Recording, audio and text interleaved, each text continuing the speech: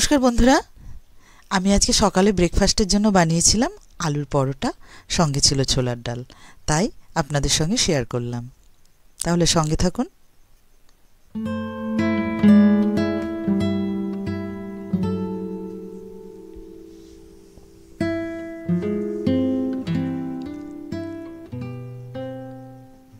আলুর পরোটা বানানোর জন্য যে পুরটা করব তার জন্য আমি একটা মশলা রেডি করে নেব।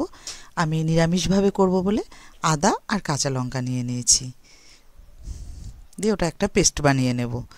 কড়াইয়ে 1 চামচ মতো তেল দিয়ে দিয়েছি, একটু শুকনো লঙ্কা ফোড়ন দিয়ে তারপরে আদা লঙ্কার পেস্টটা একটু আমি তেলের মধ্যে দিয়ে নাড়াচাড়া করে নেব।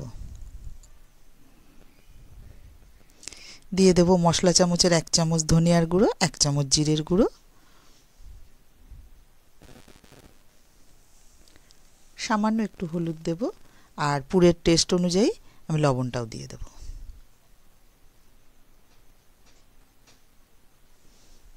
দিয়ে সবগুলো ভালো করে মিশিয়ে একটু আমি তেলে কষিয়ে নেব।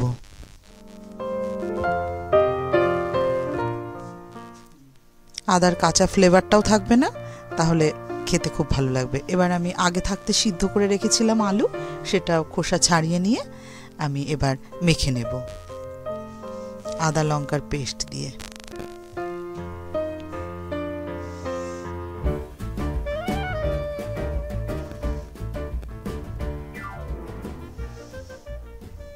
আমি এর মধ্যে একটু কুচনো ধনেপাতা দিয়ে দেব।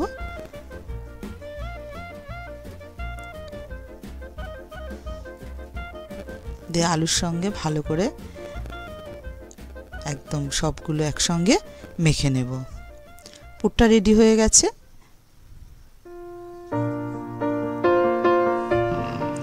এবার আমি আটা আর ময়দা একটু আগে থাকতে মেখে রেখেছিলাম, মেখে 10 মিনিট ঢাকা দিয়ে রেখেছিলাম।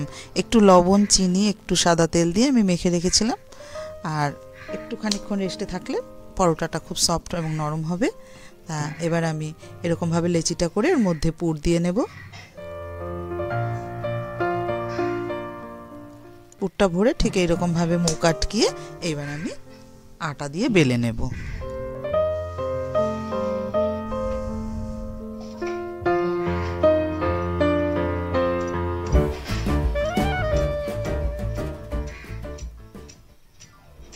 পরোটাগুলো ঠিক এইভাবে বেলে রেডি করে নেব। এবার আমি একটা তাওয়া বসিয়ে দিয়েছি, তাওয়াটা গরম করে নিয়ে সাদা তেল 1 চামচ দিয়ে আমি একটু গরম করে নেব। তাওয়ার সমস্ত জায়গায় তেলটা লাগিয়ে নিয়ে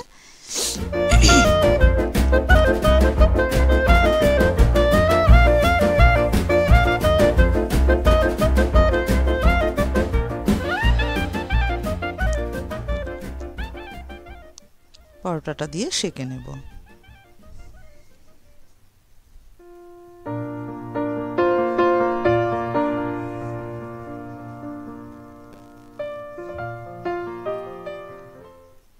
উপর দিয়ে আরেকটু তেল ছড়িয়ে দেবো পরোটার উপরে। এইবার আমি উল্টে পাল্টে পরোটাটা সেঁকে নেব। একদম পাতলা করে পরোটা করেছি, নরম সফট হয়েছে এবং ফুলে ফুলে উঠছে। খেতেও দারুণ হয়েছিল।